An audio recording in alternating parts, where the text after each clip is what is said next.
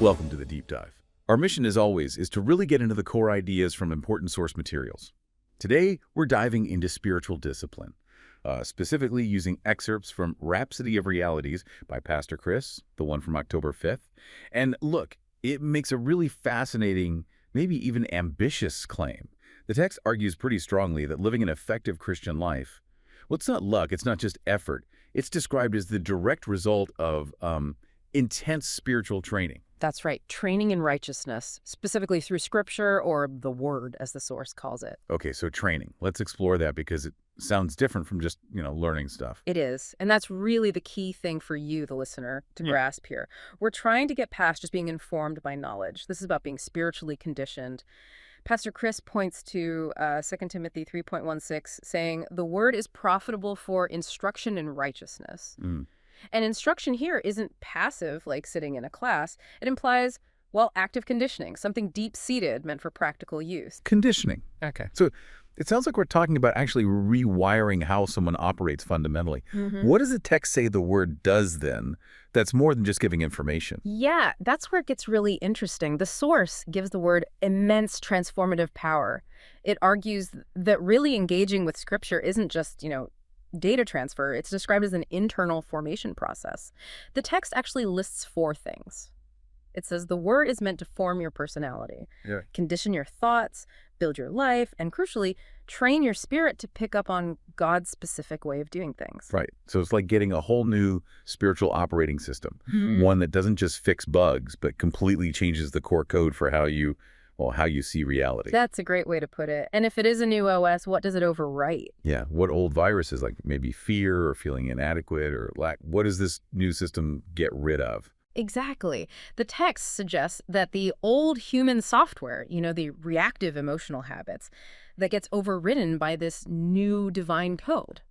And the result, the text is the person learns to reason like God, judge like God, and respond like God. Wow. Yeah, think about that. It's not just about being more moral. It affects everything. How you handle a problem at work, a conflict, how you even think about your money or resources. The idea is when your core decisions come from this divine truth, you're no longer swayed by emotions or circumstances. So you stop just reacting. Yeah. Based on panic or what you immediately see or feel. Precisely. You start responding from a place of settled internal truth. Okay, but hang on. The source material also says the word contains God's emotions. How does that fit? If we're trying to avoid negative human feelings, how do we deal with divine emotions? Is this conditioning about removing emotion or mastering it somehow? Good question. It's a really critical distinction. It's definitely not about becoming robotic or emotionless.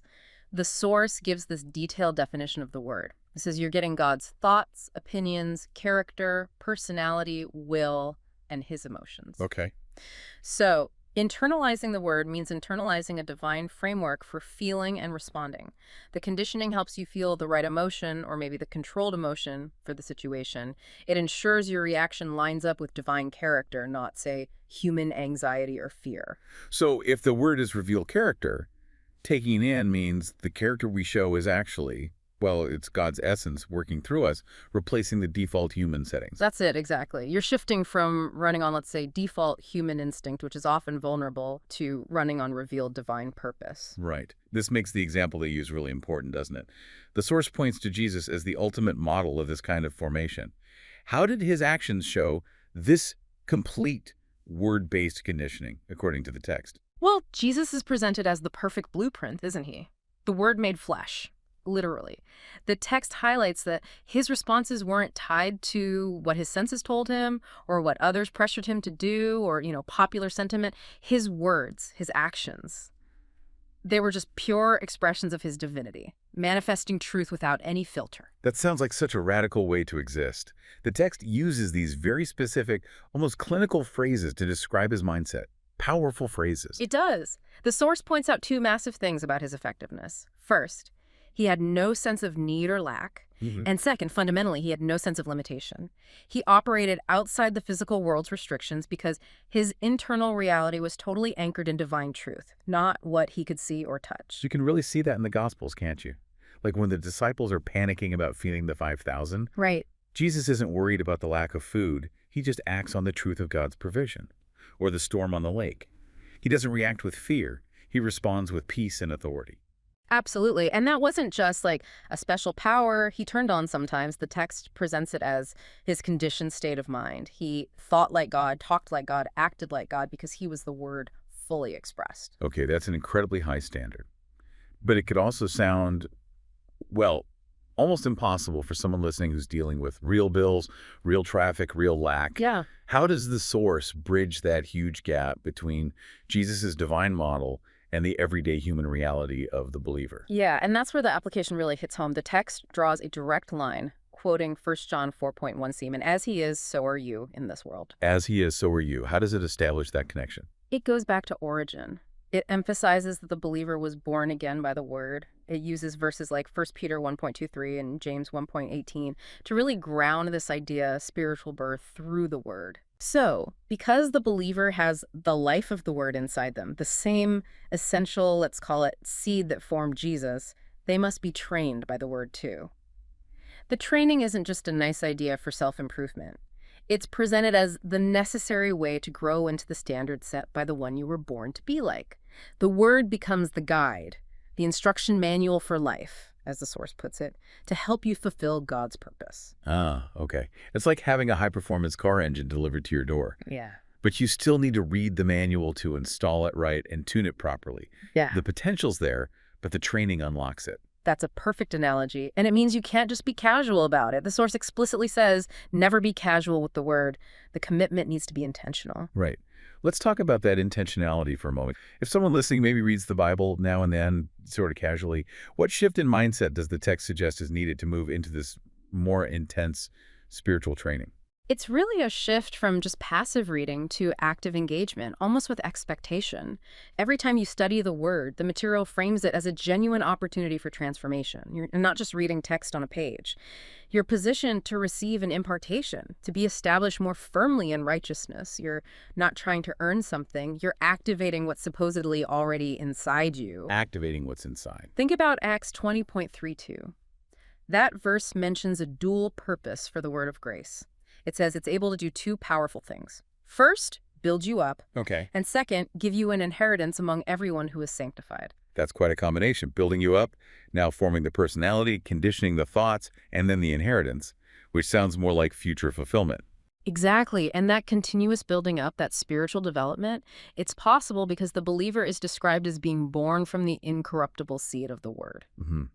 Since the seed itself is incorruptible, the structure it builds is meant to be fundamentally sound. It can't fail, basically, as long as the training keeps happening.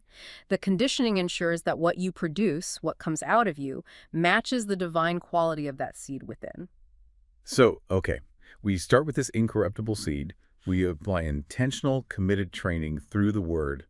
What's the ultimate payoff? What's the promised result of doing all this? The promise is pretty significant. The source talks about assured spiritual growth, complete development, and achieving a balanced life of continual victory and success. And notice it redefines success. It's not about never facing problems. Right. It's about maintaining victory continually because your conditioned response is designed to overcome every challenge. Okay. So wrapping this up for you, the listener, today, what does it all mean? We've pulled out this core concept.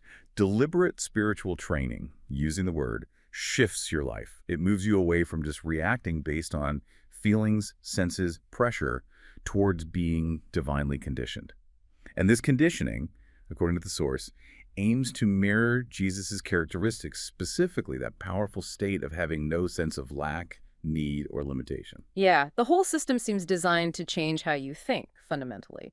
The purpose of the Word, as presented here, is to condition your thoughts so you reason and judge like God, no matter what your circumstances look like.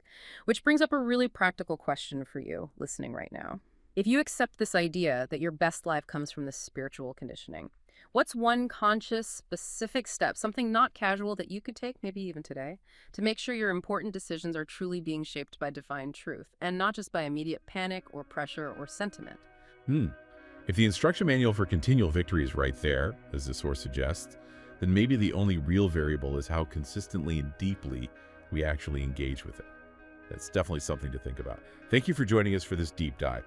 For more information on how you can grow spiritually using Rhapsody of Realities, please visit our website, www.rhapsodyofrealities.org, or you can also visit rin.rhapsodyofrealities.org/salvation. Thank you.